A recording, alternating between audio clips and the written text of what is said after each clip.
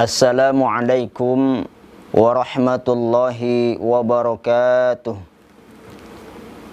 Bismillahirrahmanirrahim. Alhamdulillahilladzi an'ama alaina bini'matil imani wal islam wa khassana bisyari'ati sayyidina Muhammadin sallallahu alaihi wasallam khairil anam. Asyhadu an la ilaha illallah wahdahu la syarikalah al-karimul mannan wa asyhadu anna sayyidana Muhammadan abduhu wa rasuluh dawil fadli wal irfan. Allahumma salli wa sallim wa barik ala sayyidina Muhammadin wa ala alihi wa ashabihi ajma'in, amma ba'du. Pemirsa An-Naba TV rahimani wa rahimakumullah. Alhamdulillah, puji syukur kita panjatkan kehadirat Allah Subhanahu wa Ta'ala yang telah melimpahkan berbagai macam nikmat dan karunia-Nya kepada kita. Sampai saat ini alhamdulillah kita masih bisa menghembuskan nafas, kita masih bisa, jantung kita berdetak, dan kita masih bisa menikmati berbagai macam hidangan dari Allah Subhanahu wa Ta'ala. Salawat dan salam semoga tetap tercurah kepada junjungan kita baginda Nabi besar Muhammad sallallahu alaihi wasallam, kepada keluarga, sahabat, dan juga kepada seluruh pengikutnya yang istiqomah di jalannya, insyaallah termasuk kita di dalamnya. Amin ya rabbal alamin. Pemirsa An-Naba TV yang dimuliakan Allah, setiap manusia yang hidup di dunia pasti menginginkan kebahagiaan. Tidak ada satupun manusia di dunia ini yang hidup miskin, yang hidup sengsara dan terlunta-lunta. Semua pasti ingin bahagia. Dan ini merupakan suatu keinginan yang wajar dan manusiawi. Cuma permasalahannya, apa yang dimaksud dengan bahagia itu? Sehingga banyak orang yang memiliki persepsi tentang arti kebahagiaan itu. Ada yang menyangka bahwa bahagia itu apabila sudah memiliki harta yang banyak. Ada yang menyangka bahwa bahagia itu kalau sudah punya pangkat dan jabatan. Ada pula yang menyangka bahwa bahagia itu kalau dikenal orang banyak, punya ketenaran, punya nama besar, kesohor. Tapi apakah betul semua itu bisa membuat kita menjadi bahagia? Karena kalau kita lihat dalam fenomena hidup, tidak sedikit orang kaya yang susah hidupnya. Karena makin kaya seseorang, makin banyak pula urusannya. Tidak sedikit juga seorang pejabat yang hidupnya itu justru malah terlilit masalah. Apalagi kalau sudah tersangkut masalah KPK. Jadi yang namanya bahagia ternyata tidak diukur dari banyaknya harta, pangkat dan jabatan, ketenaran, dan kenikmatan-kenikmatan hidup yang lainnya. Lalu seperti apa Islam itu memandang kebahagiaan? Seorang sahabat bernama Ibnu Abbas pernah ditanya tentang indikator-indikator kebahagiaan itu. Lalu beliau menjawab bahwa kebahagiaan itu ada 7 indikatornya. Apa 7 indikator kebahagiaan itu? Yang pertama kata beliau, qalbun syakirun, hati yang senantiasa bersyukur. Jadi orang akan bahagia manakala hatinya itu selalu bersyukur atas segala nikmat yang diberikan Allah Subhanahu wa Ta'ala. Walaupun nikmat itu sedikit, dia syukuri, maka kebahagiaan itu akan muncul. Tapi orang yang hartanya banyak, kehidupannya mewah, tapi tidak pernah bersyukur, tidak pernah merasa cukup, selalu kurang, dan kurang, maka dia tidak akan pernah merasakan kebahagiaan. Nah, oleh karena itu, sebagai seorang muslim, untuk menggapai kebahagiaan itu, kita harus punya sikap qanaah. Qanaah bagian daripada syukur. Merasa cukup terhadap apa yang diberikan Allah Subhanahu wa Ta'ala. Sebab umumnya manusia tidak pernah merasa cukup. Selalu merasa kurang, dan kurang. Bahkan Rasulullah pernah menggambarkan dalam sebuah hadisnya, kalau seandainya anak Adam menemukan satu lembah berisi emas, maka dia akan mencari lembah emas yang kedua. Dan apabila dia telah mendapatkan lembah emas yang kedua, maka dia akan mencari lembah emas yang ketiga, dan begitu seterusnya sampai mulutnya disumpel dengan tanah. Artinya kalau belum masuk ke liang lahat, belum selesai dia mencari dunia. Kalau belum mati, belum selesai dia mencari kemewahan. Itulah manusia. Nah, selama kita mengartikan kebahagiaan itu adalah materi dan kita tidak pernah puas dengan materi yang kita dapatkan, maka selama itu pula kita tidak akan memperoleh kebahagiaan. Makin kaya bukan malah mendapatkan ketenangan, makin tinggi jabatan bukan malah tentram hidupnya. Tapi orang akan bahagia kalau hatinya merasa cukup dengan apa yang Allah Subhanahu wa Ta'ala berikan. Dan inilah kebahagiaan yang hakiki. Kebahagiaan yang tidak bisa dimiliki oleh sembarang orang. Inilah orang yang kaya, kekayaan yang hakiki, kekayaan yang sebenarnya. Karena tidak semua orang kaya bisa bahagia, tapi juga tidak sedikit orang miskin yang bisa bahagia. Nah, oleh karena itu, saya punya istilah bahwa banyak orang miskin yang tinggal di gedung, dan banyak pula orang kaya yang tinggal di gubuk derita. Banyak orang miskin yang tinggal di gedung, rumahnya mewah, mobilnya mewah, hartanya berlimpah, tapi hatinya tidak pernah puas. Selalu ingin mencari yang lebih, yang lebih, yang lebih. Miskin hatinya. Tetapi ada orang yang tinggal di rumah yang reot, sementara hatinya tidak pernah merasa kurang. Dia selalu merasa cukup, senantiasa mengucapkan alhamdulillahirabbil alamin. Maka inilah orang yang kaya yang sebenarnya. Oleh karena itu Rasulullah SAW memberikan tuntunan kepada kita. Apa kata Rasul? Unzuru ila man asfala minkum wala tanzuru ila man huwa fawqakum. Lihatlah siapa yang berada di bawah kamu, jangan kau lihat orang yang di atas kamu. Ini dalam urusan dunia, lihat orang yang ada di bawah, jangan lihat yang ada di atas. Ketika kita melihat orang yang di bawah, timbul rasa syukur kita. Kita miskin, ternyata masih banyak orang yang lebih miskin. Kita susah, ternyata masih banyak yang lebih susah. Kita sakit, bahkan ada orang yang lebih parah dari sakit kita. Ketika kita melihat ke bawah, kita bersyukur, alhamdulillah ya Allah, Engkau masih memberikan hamba kesehatan. Alhamdulillah ya Allah, Engkau masih memberikan hamba kehidupan. Ini orang yang memandang ke bawah, muncul rasa syukur. Sementara orang yang selalu memandang ke atas, dia tidak pernah puas. Aduh, enak kali ya tetangga, rumahnya gede, mobilnya bagus, punya deposito. Sementara saya udah rumah kecil, ngontrak pula, kadang-kadang nggak kuat bayar. Nggak ada rasa syukur. Ketika selalu melihat ke atas, tidak muncul rasa syukur. Maka kapan kita akan bahagia? Nah, oleh karena itu, kalau kita ingin bahagia, jangan menunggu kaya dulu, jangan menunggu bahagia dulu. Ya, bersyukur kita, maka kita akan bahagia. Ya, kalau kita ingin bersyukur, jangan menunggu bahagia dulu. Selama kita mengartikan kebahagiaan itu tidak jauh dari materi, maka selama itu pula kita tidak pernah bersyukur. Karena watak manusia selalu tidak pernah puas. Tapi ketika kita bersyukur kepada Allah Subhanahu wa Ta'ala dengan apa yang Allah berikan, maka insya Allah kebahagiaan akan kita raih. Ini kunci pertama, indikator pertama. Ingin kaya, bersyukur. Dan Allah Subhanahu wa Ta'ala sudah berjanji untuk orang yang senantiasa bersyukur. Dalam surat Ibrahim ayat 7, ayat yang sangat populer sekali, apa kata Allah? Wa idh ta'adzana rabbukum la in syakartum la azidannakum wa la in kafartum inna adzabi lasyadid. Ingatlah ketika Tuhanmu menyerukan kepadamu, sungguh kalau kamu bersyukur, aku akan tambahkan nikmatku kepadamu. Tapi kalau kamu kufur, kamu ingkari nikmatku, ingat, azabku sangat pedih. Pemirsa An-Naba TV yang dimuliakan Allah, jadi Allah akan senantiasa menambahkan nikmat orang yang senantiasa bersyukur. Kita dalam kondisi susah, kita masih bersyukur kepada Allah, insya Allah kita akan dikeluarkan dari segala macam kesulitan.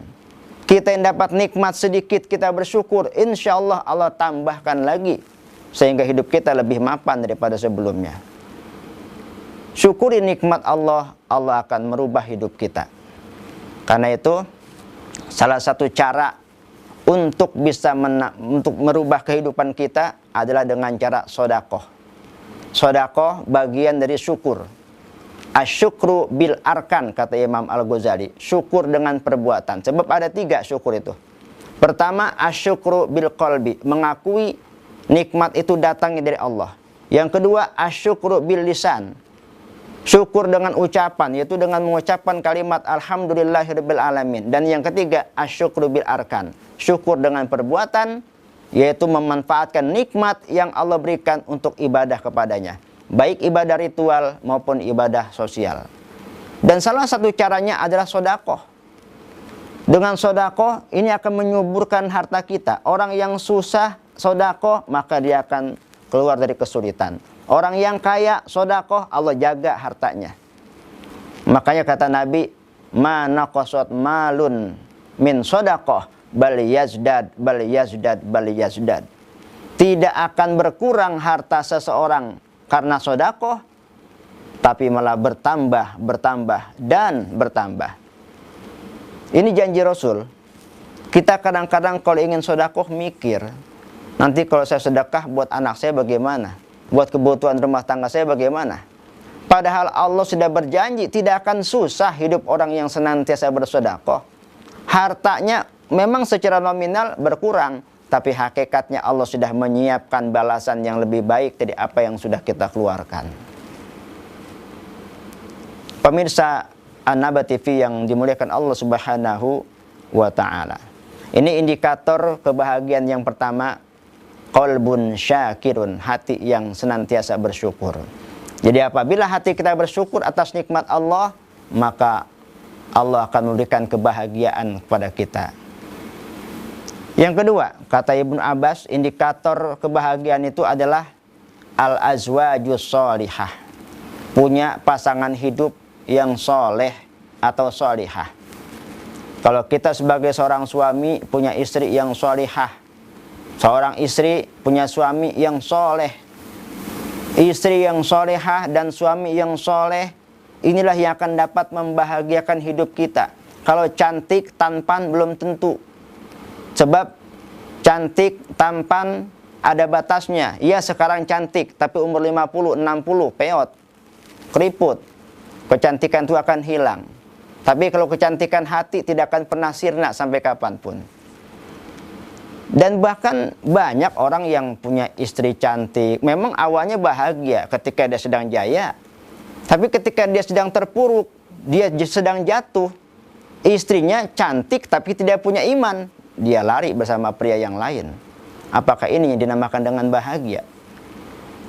Nah, oleh karena itu Rasulullah SAW memberikan tuntunan kepada kita, khususnya yang belum menikah.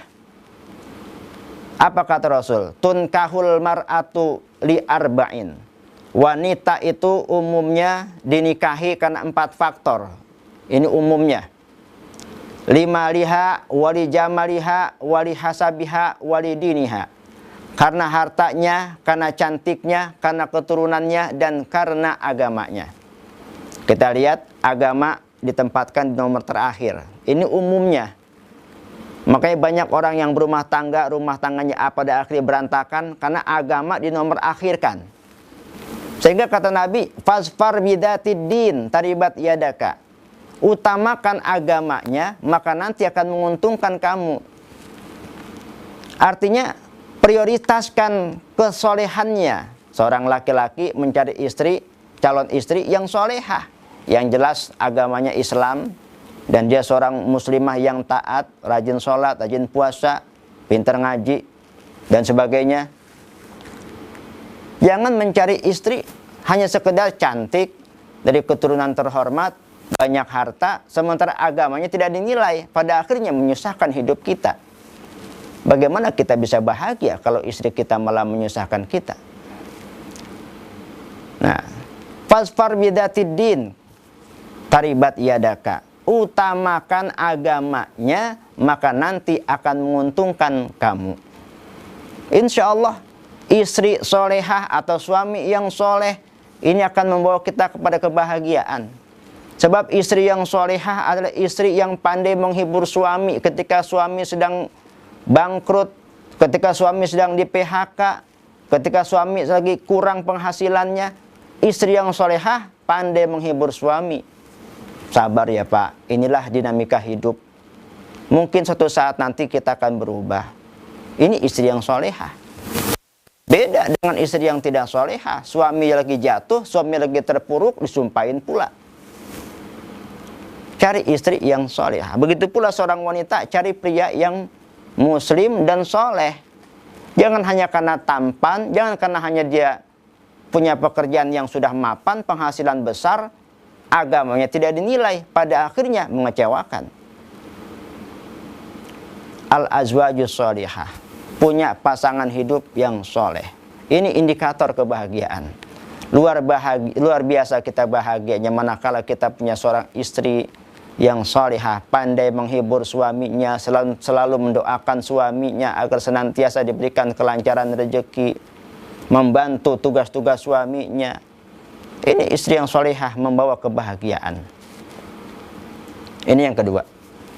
Yang ketiga, indikator kebahagiaan itu adalah al-auladul abror, punya anak-anak yang berbakti kepada orang tuanya.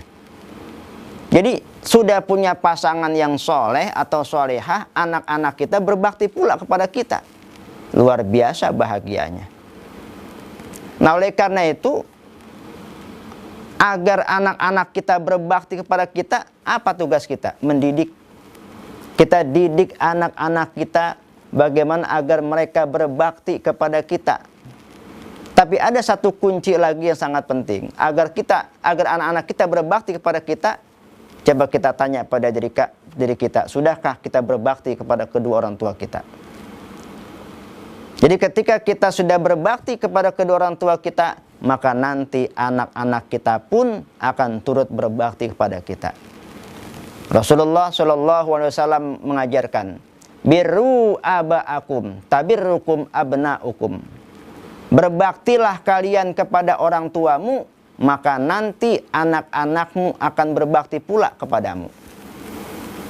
Jadi kalau seandainya kita punya anak susah diatur, boro-boro mau berbalas budi, diatur saja susah. Kita jangan dulu menyalahkan anak kita, coba kita introspeksi diri kita. Dulu kita bagaimana dengan orang tua kita? Pemirsa yang dimuliakan Allah, oleh karena itu memang sudah menjadi kewajiban kita untuk berbakti kepada orang tua.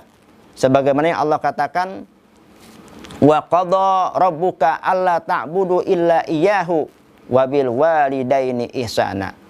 Dan Tuhanmu telah memerintahkan, jangan kamu beribadah kecuali selain kepada Allah.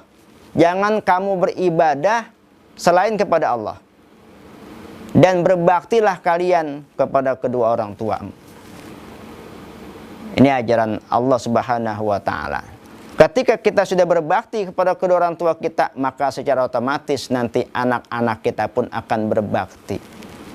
Ini kebahagiaan yang luar biasa manakala kita punya anak yang mudah diatur, lalu bisa berbalas budi kepada kita, berbakti kepada kita. Walaupun kita hidup pas-pasan, tidak punya apa-apa, tapi kalau kita punya anak yang soleh, anak yang solehah, anak yang berbakti kepada kita, ini kebahagiaan yang tiada duanya. Baik. Selanjutnya yang keempat. Indikator kebahagiaan itu adalah albi'atus sholihah. Tinggal di sebuah lingkungan yang baik. Ternyata tidak cukup kita punya istri sholihah, punya anak-anak yang berbakti, kalau tempat kita tinggal itu bukan tempat yang baik, bukan lingkungan yang baik. Karena bagaimanapun juga lingkungan ini besar sekali pengaruhnya dalam rangka membentuk karakter seorang anak. Maka ketika kita ingin mencari tempat tinggal, Nabi mengajarkan apa? Al-jar qoblad dar. Lihat tetangganya dulu, baru kemudian bikin rumah di situ.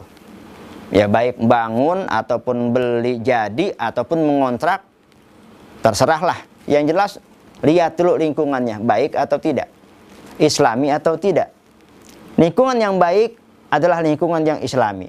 Lingkungan yang islami adalah lingkungan yang senantiasa mengamalkan ajaran-ajaran agama, sehingga bisa menjadi percontohan bagi kita, sehingga bisa mewarnai kehidupan kita.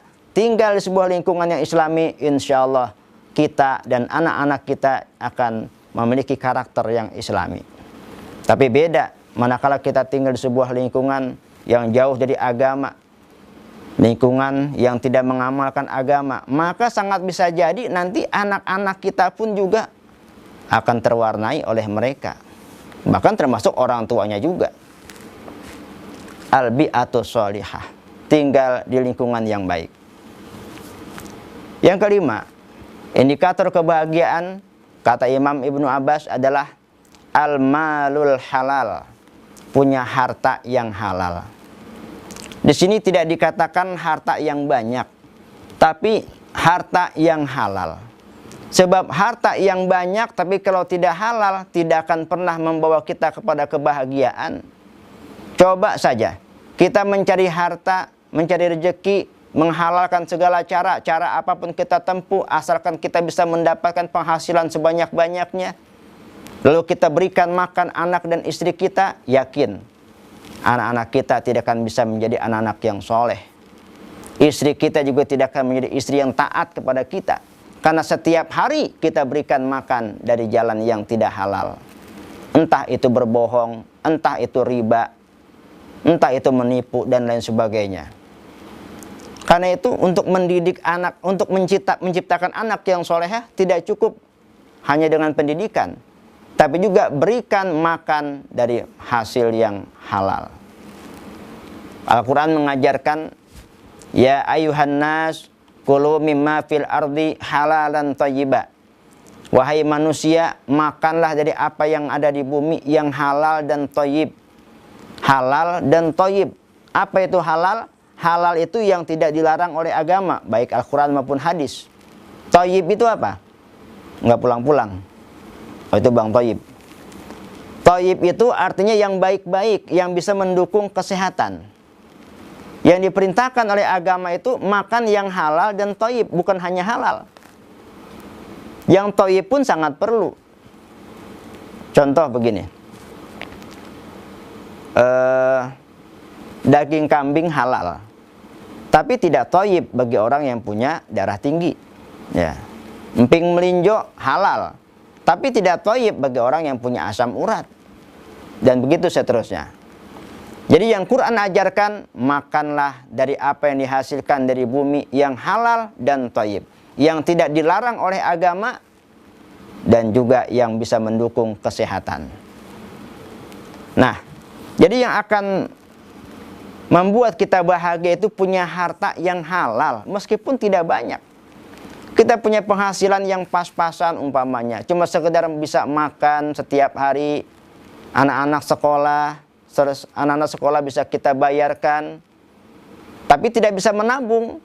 Itu masih lebih baik daripada kita punya penghasilan yang besar, banyak sisanya, tapi dia cari dari jalan yang haram.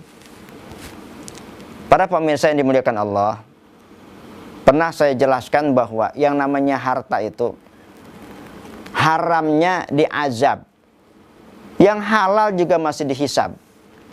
Jadi kita sudah capek-capek cari harta yang halal, masih dihisab oleh Allah. Apalagi kita mencari harta dari jalan yang haram, diazab oleh Allah Subhanahu wa ta'ala. Harta yang haram inilah yang tidak akan membuat kita masuk surga. Jangankan yang haram, yang halal saja kalau terlalu banyak, ini juga bisa menghambat kita masuk surga, karena terlalu banyak yang dihisab. Terkecuali apabila harta itu sudah jelas-jelas kita gunakan untuk berjuang di jalan Allah Subhanahu wa ta'ala. Pemirsa An-Naba TV yang dimuliakan Allah Subhanahu wa ta'ala, harta yang halal ini akan membawa kita kepada kebahagiaan. Maka carilah harta. Silakan mau jadi profesi apa saja, yang penting halal. Yang mau jadi pejabat silakan, tapi jangan korupsi. Yang mau jadi pegawai karyawan silakan, tapi jangan korupsi waktu. Sebab kadang masuk jam 7 sampai di kantor jam 8. Ini korupsi waktu namanya. Yang jadi pedagang silakan dagang, tapi jangan menipu, jangan makan riba, jangan bohong, dan sebagainya. Cari harta dengan jalan yang halal meskipun hasilnya sedikit. Yang sedikit, kalau kita cari dengan jalan yang halal, insya Allah kalau kita syukuri nanti Allah akan tambahkan sehingga bisa menjadi lebih banyak lagi. Kemudian indikator kebahagiaan yang keenam adalah tafakuh fiddin, kata Ibnu Abbas, yaitu memahami agama. Apabila seseorang memahami agama dengan baik, insya Allah ini akan membawa kita kepada kebahagiaan. Kenapa? Karena nanti agama ini akan berperan dalam hidup, akan dapat membantu kita bagaimana kita menyikapi hidup kita. Ketika kita diberikan keluasan rezeki, kita tahu kewajiban seorang muslim itu harus bersyukur. Dengan sikap syukur kita, maka kita akan menjadi orang yang bahagia. Tadi saya katakan, apabila kita tidak bersyukur, sampai kapanpun kita tidak akan pernah bahagia. Ketika kita sedang diuji oleh Allah, berupa kesulitan misalnya, kita tahu Quran mengajarkan kata Allah Subhanahu wa taala, wasta'inu bisabri wassalah misalnya. Innallaha ma'as-sabirin. Jadikanlah sabar dan salat sebagai penolongmu. Sungguhnya Allah bersama orang-orang yang sabar. Orang yang paham agama tahu bagaimana menyikapi hidupnya sehingga hidupnya akan bahagia. Ketika dia bersabar, ketika dia diuji dia bersabar, ketika dia diberikan nikmat dia bersyukur. Dengan sabar dan syukurnya saja sudah mampu membahagiakan hidupnya. Yang terakhir, yang ketujuh, indikator kebahagiaan itu kata Imam Ibnu Abbas adalah al-a'marul barokah, umur yang berkah. Apa makna berkah itu? Berkah itu artinya ziyadatul khair, bertambahnya nilai-nilai kebaikan.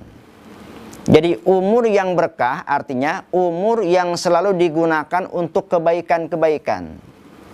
Ada orang hidup misalnya 70 tahun, selama dia hidup umurnya digunakan hanya untuk ibadah dan melakukan ketaatan kepada Allah Subhanahu wa taala, hampir tidak melakukan perbuatan dosa. Ini umur yang berkah.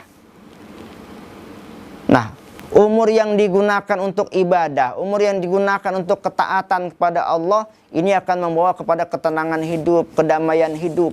Maka bahagia hidupnya apabila orang menggunakan umurnya untuk beribadah kepada Allah. Tapi beda dengan orang yang menggunakan umurnya untuk maksiat.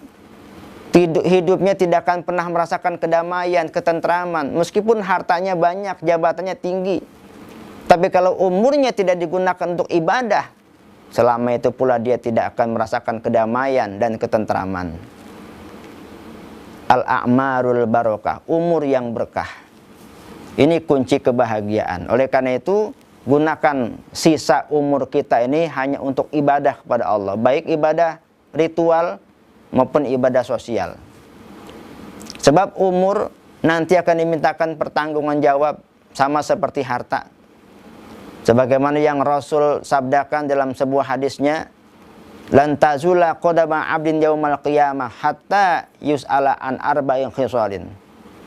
Nanti pada hari berbangkit tidak akan tergeser tapak kaki seorang hamba sampai dia ditanya tentang 4 macam perkara. Yang pertama, an ilmihi mada amilabih, tentang ilmunya akan ditanya untuk apa ilmu itu diamalkan. Wa an umrihi fima afnahu, tentang umurnya akan ditanya kemana umur itu dihabiskan. Wa an syababihi fima ablahu, tentang masa mudanya akan ditanya kemana masa muda itu dihabiskan. Dan wa an malihi min aina iktasabahu wa fima anfaqahu, tentang hartanya akan ditanya dari mana harta itu diperoleh dan kemana harta itu dibelanjakan. Jadi umur, harta nanti akan dimintakan pertanggungan jawab di hadapan Allah Subhanahu wa taala. Gunakan umur kita ini untuk senantiasa beribadah kepada Allah, senantiasa mendekatkan diri kita kepada Allah Subhanahu wa taala agar kita memperoleh kebahagiaan di dunia, lebih-lebih lagi di akhirat. Pemirsa An-Naba TV yang dimuliakan Allah, demikian 7 indikator kebahagiaan menurut Imam Ibnu Abbas. Demikian Kurang lebihnya mohon maaf. Billahi taufiq wal hidayah.